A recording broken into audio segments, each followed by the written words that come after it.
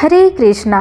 गरुड़ पुराण के अनुसार श्राद्ध पक्ष या फिर प्रत्येक महीने की अमावस्या तिथि पर पितरों को अवश्य ही स्मरण करना चाहिए और पितरों के निर्मित तर्पण, श्राद्ध, पिंडदान आदि का कार्य करना चाहिए। इस दिन अपनी सामर्थ्य के अनुसार दान देने के अलावा कथा श्रवण का भी विशेष महत्व होता है और पितरों की शांति के लिए इस दिन भगवद गीता के 7वें अध्याय का पाठ भी करना चाहिए। तो आज के इस वीडियो में हम आपको सुनाने वाले हैं माघशी अमावस्या के दिन सुनी जाने वाली सभी कथाएं। प्राचीन समय की बात है, तुंगभद्रा नदी के किनारे अनुपम नामक एक नगर में आत्मदेव नामक एक ब्राह्मण रहते थे। उनकी पत्नी का नाम धुंधली था। आत्मदेव को सबसे बड़ा दुख यह था कि उनकी कोई संतान नहीं थी। इससे वे हमेशा चिंतित रहते थे। एक दिन दुखी होकर वे वन को चले गए। वहां पर उन्हें एक सन्यासी महात्मा के दर्शन हुए। आत्मदेव ने सन्यासी के सामने अपना दुख निवेदन किया कि हे महात्मा, मैं बहुत दुखी हूँ, मेरी कोई संतान नहीं है। सन्यासी के ध्यान लगाकर देखा तो फिर बताया कि भाग्य की प्रबलता और विधाता के लिखे लेख के चलते 7 जन्मों तक आपको संतान की प्राप्ति का कोई योग्य नहीं है। अगले 7 जन्मों में भी संतान न होने का संकेत करते हुए सन्यासी ने आत्मदेव ब्राह्मण से कहा कि वे संतान मोह छोड़ दे। लेकिन आत्मदेव ने उन सन्यासी के आग्रह किया कि वे कोई ऐसा उपाय बताएं जिससे उन्हें संतान की प्राप्ति हो सके। तब उसके आग्रह को देखते हुए सन्यासी महात्मा ने आत्मदेव ब्राह्मण को एक फल प्रदान किया और कहा कि वह इसे अपने पत्नी को खिला दे और उसे नियम पूर्वक रहने को कहे तो निश्चय रूप से संतान की प्राप्ति होगी। आत्मदेव ब्राह्मण ने घर लौटकर वह फल अपनी पत्नी धुंधली को दिया और सन्यासी की बात बताते हुए उससे कहा कि वह श्रद्धापूर्वक फल खा ले तो अवश्य ही संतान की प्राप्ति होगी। धुंधली ने अपने पति से फल तो ले लिया, लेकिन दुविधा में पड़ गई कि इसे खाए या न खाए। उसके मन में अनेक कुर्तक आने लगे और आखिरकार उसने उस फल को नहीं खाया और अपनी बहन की सलाह से चुपचाप उस फल को गाय को खिला दिया। धुंधली की बहन उस समय गर्भवती थी। उसने धुंधली के साथ योजना बनाई। उसके अनुसार जब उसके पुत्र हुआ तो उसने अपने पुत्र को धुंधली को दे दिया। आत्मदेव ब्राह्मण दोनों बहनों की इस योजना को पूरी तरह से अनजान थे, इसलिए उन्होंने उस पुत्र को ही अपना पुत्र मान लिया और धुंधली ने अपने पुत्र का नाम धुंधकारी रखा। सन्यासी का दिया हुआ फल खाने के कारण उधर गौ से भी एक सुंदर मनुष्य के आकार वाला बच्चा पैदा हुआ। इससे आत्मदेव अति प्रसन्न हुए और उन्होंने उस गौ से उत्पन्न पुत्र का नाम गोकर्ण रखा, क्योंकि उस शिशु के कान गाय की तरह थे। समय बीतने पर वे दोनों पुत्र साथ साथ बड़े हुए। धुंधकारी अति दुष्ट निकला और गोकर्ण अत्यंत ज्ञानी। आत्मदेव धुंधकारी के उत्पातों से अत्यंत दुखी रहने लगे और एक दिन ज्ञानी गोकर्ण के उपदेश से वह घर छोड़कर वन को चले गए और वहां भगवत आराधना में उन्होंने भगवान को प्राप्त कर लिया। इधर धुंधकारी के उत्पात जारी रहे। वह नगर के बच्चों को नाद में बिठाता और नदी में ले जाकर सभी को तेज गति से बहती नदी की धारा में डुबोकर मार देता था। जब वे बचाने के लिए गिड़गिड़ाते तो धुंधकारी खूब खुश होता। नगर के सभी लोग उससे परेशान थे, पर करते तो क्या करते। धुंधकारी इतना क्रूर और दुष्ट जो था, सभी उसके पास जाने तक से डरते थे। कौन सा ऐसा दुर्गुण था जो उस दुष्ट धुंधकारी में नहीं था। इधर गोकर्ण बड़े होकर विद्वान, पंडित और ज्ञानी निकले, जबकि धुंधकारी दुष्ट, नशेड़ी और क्रोधी, चोर, व्यभिचारी, अस्त्र शस्त्र धारण करने वाला, माता पिता को सताने वाला। इससे माता पिता की सारी संपत्ति व्यभिचार में पकड़कर नष्ट कर दी। हद तो तब हो गई जब धुंधकारी ने एक दिन अपने पिता को मारकर घर से बाहर निकाल दिया। पिता रोने लगे और उससे दुखी होकर कहा कि अच्छा होता अगर मेरी पत्नी बांझ रहती। तब पिता यह सोच रहा था कि तभी वहां पर गोकर्ण आ गए।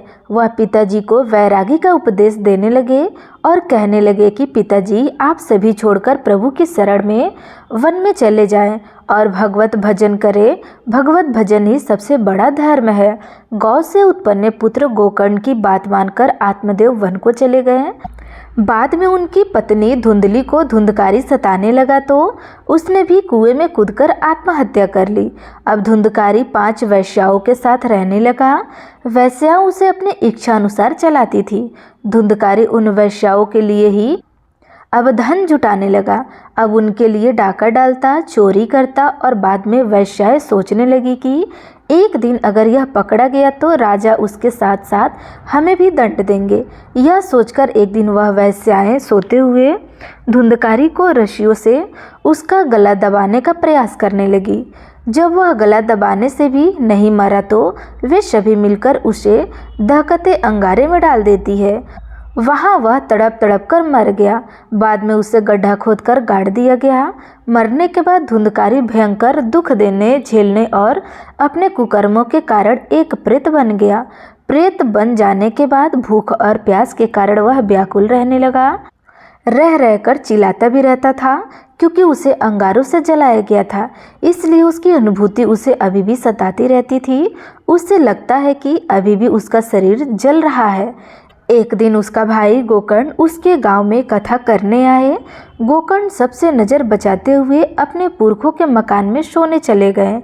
अपने ही घर में अपने बड़े भाई को सोया हुआ देखकर धुंधकारी बहुत खुश हुआ और आवाज़ लगाने लगा। गोकर्ण यह आवाज़ सुनकर पूछने लगा कि तुम कौन हो? तब धुंधकारी ने बताया कि मैं तुम्हारा भाई हूँ। मेरे कुकर्मों की तो गिनती ही नहीं की जा सकती। इसी कारण से मैं प्रेत योनि में पड़ा हुआ हूँ। यह दुर्दशा भोग रहा हूँ। भाई, अब तुम ही दया करके मुझे इस योनि से मुक्ति दिला सकते हो। गोकर्ण ने कहा कि मुझे बड़ा आश्चर्य हो रहा है कि मैंने तो तुम्हारे लिए विधि पूर्वक गया जी में श्राद्ध किया, फिर भी तुम प्रेत योनि से मुक्त कैसे नहीं हुए? मैं कुछ और उपाय करता हूँ। कई उपाय करने के बाद भी जब धुंधकारी को मुक्ति नहीं मिली तो अंत में गोकर्ण ने सूर्य देव से पूछा तो सूर्य देव ने बताया कि श्रीमद् भागवत कथा सुनने से ही धुंधकारी की मुक्ति संभव हो सकती है, इसलिए तुम सप्ताह पारायण करो। तब गोकर्ण व्यास गद्दी पर बैठकर कथा कहने लगा। देश गांव से बहुत लोग कथा सुनने आने लगे। इतनी भीड़ हो गई कि सब आश्चर्य करने लगे। तब वह प्रेत धुंधकारी भी वहां आ पहुंचा और इधर उधर स्थान ढूंढने लगा। इतने में ही उसकी दृष्टि एक सीधे रखे हुए 7 गांठ वाले बांस पर पड़ी और वह वायु रूप में उसी में जाकर बैठ गया। जब शाम को कथा को विश्राम दिया गया तो एक बड़ी विचित्र बात हुई। सबके देखते ही देखते उस बांस की एक गांठ तड़तड़ करती फट गई। इसी प्रकार 7 दिनों में उस बांस की 7 गांठें फट गई और 12 स्कंद सुनने से पवित्र होकर धुंधकारी एक दिव्य रूप धारण करके सामने खड़ा हो गया। उसने भाई को प्रणाम किया। तभी बैकुंठवासी पार्षदों के सहित एक विमान वहां उतरा और सबको देखते ही देखते धुंधकारी विमान पर चढ़ गया। उन पार्षदों को देखकर गोकर्ण ने कहा कि भगवान के प्रिय पार्षदों, यहाँ हमारे अनेकों शुद्ध हृदय श्रोताएं हैं। उन सब के लिए भी एक साथ बहुत से विमान क्यों नहीं लाए? यहाँ सभी ने तो समान रूप से कथा सुनी है, फिर फल में इस प्रकार का भेदभाव क्यों? तब भगवान के पार्षदों ने कहा कि इस फल भेद का कारण इसमें श्रवण का भेद है। इन सभी ने एक समान रूप से कथा तो सुनी किंतु उसके जैसा मनन नहीं किया।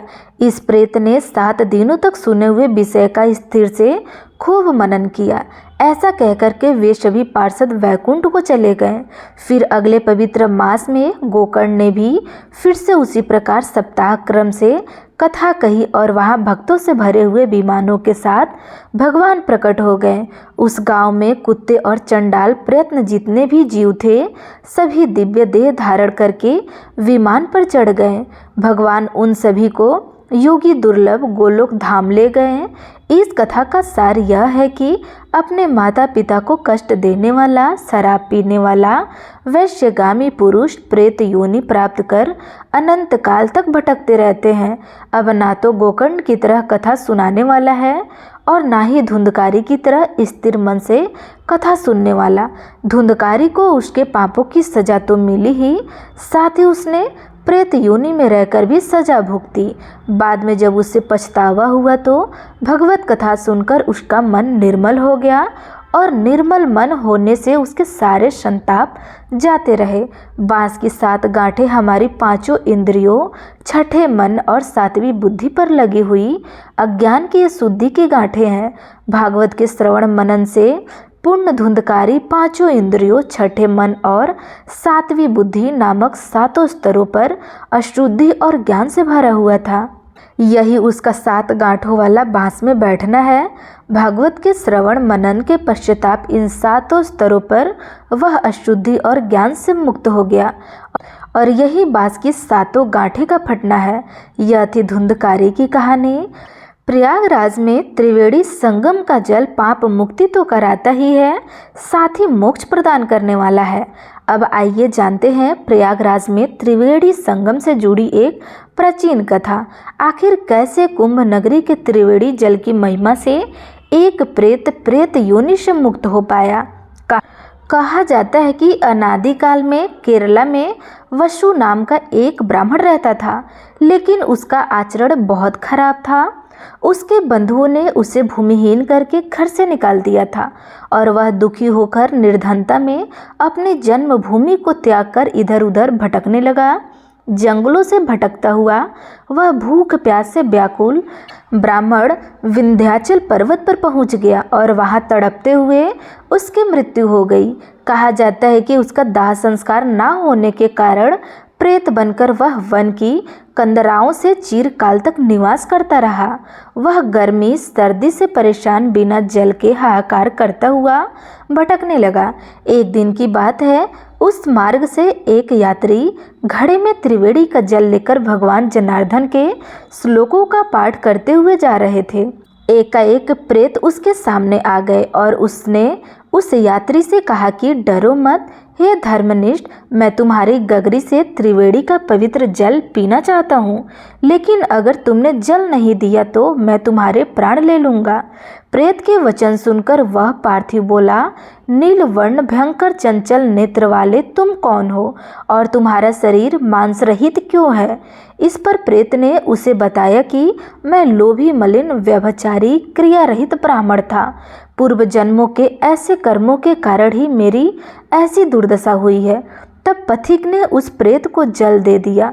प्रेत ने जल पिया और उसी क्षण वह प्रेत योनि से मुक्त होकर दिव्य देहधारी हो गया और उस दिव्य देहधारी पुरुष ने कहा, हे पथिक, त्रिवेणी के जल की महिमा का वर्णन कोई नहीं कर सकता। इसे तो स्वयं महादेव अपने मस्तक पर धारण करते हैं, जो अचित शक्ति वाला है।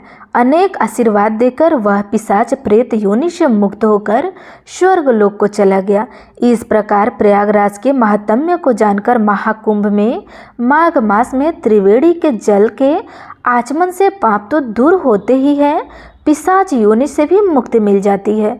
ज्योतिष विज्ञान के दृष्टि से उज्जैनी अर्थात उज्जैन नगरी का अपना विशिष्ट स्थान है और श्राद्ध पक्ष में उज्जैन में स्थापित शिवलिंग श्री पिशाच मुक्तेश्वर महादेव का भी विशेष महत्व है।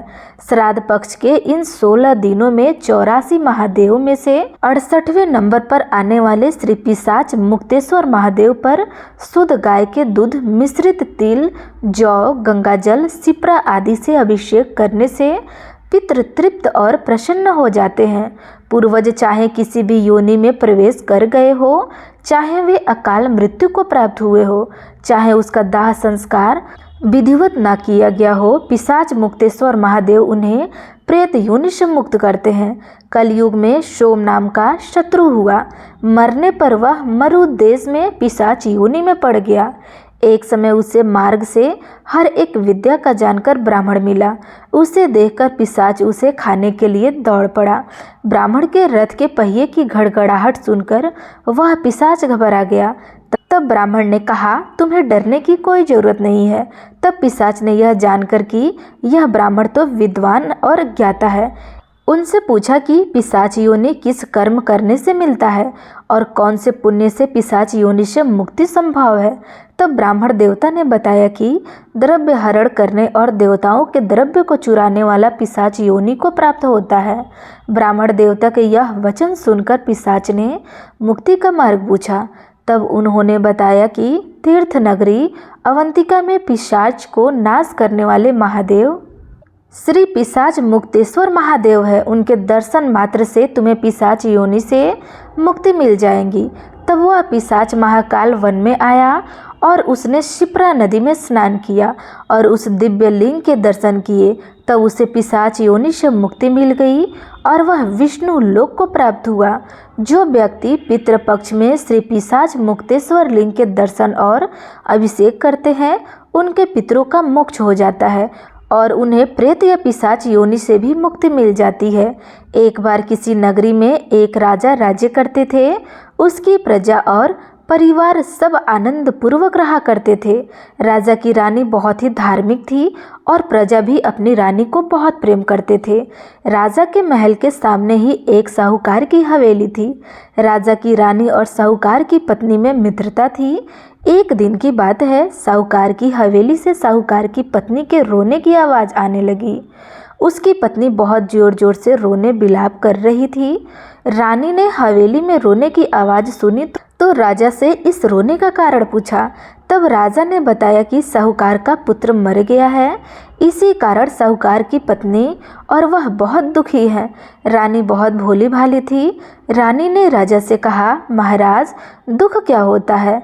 राजा को समझ नहीं आया कि रानी को अब भला कैसे समझाए कि दुख क्या होता है। तब रानी फिर से बोली, महाराज बताइए ना। तब राजा ने रानी से कहा, तुम अपने राजकुमार को मार दो तो पता चल जाएगा कि दुख क्या होता है। महारानी ने अपने राजकुमार को महल से नीचे गिरा दिया, लेकिन अमावस माता की कृपा से राजकुमार गोबर के ढेर के ऊपर जाकर गिरा और उसे कुछ भी नहीं हुआ।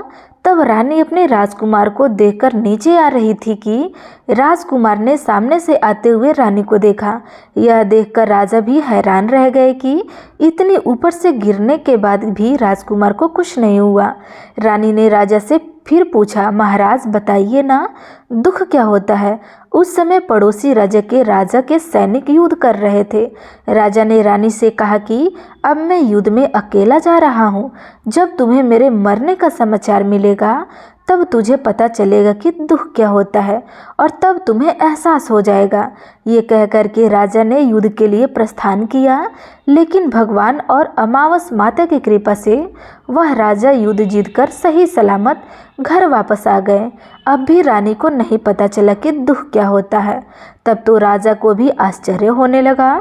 उसी समय महारानी महाराज के पास आई और वही प्रश्न फिर से दोहराने लगी कि महाराज आप मुझे दुख के बारे में कैसे एहसास कराएंगे। आप मुझे कैसे बताएंगे कि दुख क्या होता है। तब राजा ने सोचा कि रानी को कैसे एहसास दिलाया जाए। तब कुछ देर सोचने के बाद राजा ने रानी को बुलाकर कहा कि महारानी, अब हम गंगा जी की यात्रा करने जा रहे हैं। वहाँ मैं गंगा जी की धारा में कूद जाऊँगा, तब तुम्हें पता चल जाएगा कि दुख क्या होता है।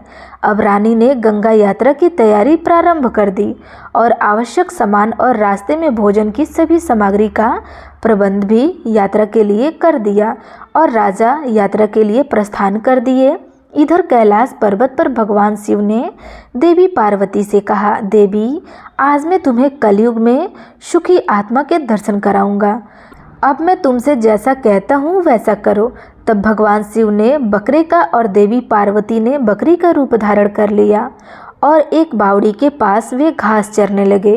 इतने में ही राजा और रानी की सवारी वहां आ गई। रानी ने सुंदर छाया और बावड़ी को देखा तो राजा से कहा कि हम यहीं पर थोड़ी देर विश्राम और जलपान करने के बाद आगे बढ़ेंगे। अब राजा और रानी ने वहां पर जलपान किया। उसके बाद राजा पानी पीने के लिए बावड़ी में गया। उस समय बकरी का रूप धारण किए हुए देवी पार्वती ने वहां बकरे का रूप धारण किए भगवान शिव से पूछा, प्रभु इस रानी ने दुख देखना है, मगर क्या कारण है कि इसे दुख नहीं मिलता। रानी ने बकरे और बकरी को मनुष्य की भाषा में बोलते हुए देखा। उसने यह सुन लिया कि भगवान शिव माता पार्वती से कह रहे थे कि यह रानी अमावस्या का व्रत करती है, इसलिए इसे जीवन में कोई दुख नहीं भोगना पड़ेगा और यह अपने व्रतों के प्रभाव से ही इस जन्मों में रानी बनी और सुख का आनंद ले रही है। देवी यह राजा गंगा में भी नहीं मरेगा। रानी ने उसकी बातें सुनी तभी राजा पानी लेकर वापस आया तो रानी ने राजा को यह सारी घटना सुनाई। इसके बाद तीर्थ यात्रा पूरी करके वे दोनों अपनी नगरी को वापस आ गए। अब राजा ने अपने राज्य में प्रजा को अमावस्या का व्रत करने की आज्ञा दे दी। राजा ने कहा कि हर अमावस्या को अमावस माता की पूजा करके कथा करना। जिस शुक्रवार को अमावस्या पड़े उसी दिन से व्रत प्रारंभ करे। 21 अमावस्या तक व्रत का पालन करे और पहली 5 अमावस्या को गेहूँ लाल वस्त्र दान करे। उसकी अगली 5 अमावस्या को मूंग, उसके बाद 5 अमावस्या को चना, बाद में अगली 5 अमावस्या को मक्का और अंत में 11वीं अमावस्या को चावल का दान करे। दान में जैसा रंग अन्य का हो वैसा ही रंग का कपड़ा भी दान में दे और कपड़े के साथ साथ दक्षिणा भी दे। व्रत के दिन गाय को हरा चरा और ब्राह्मण को भोजन या दक्षिणा दे। जो मनुष्य श्रद्धा पूर्वक इस प्रकार व्रत करेगा, अमावस माता और भगवान शिव की कृपा से वह हर दुख से मुक्त हो जाएगा। तो ये थी अमावस माता की कथा। तो प्रेम से बोलिए अमावस्या माता की जय, भगवान भोलेनाथ की जय, माता पार्वती की जय।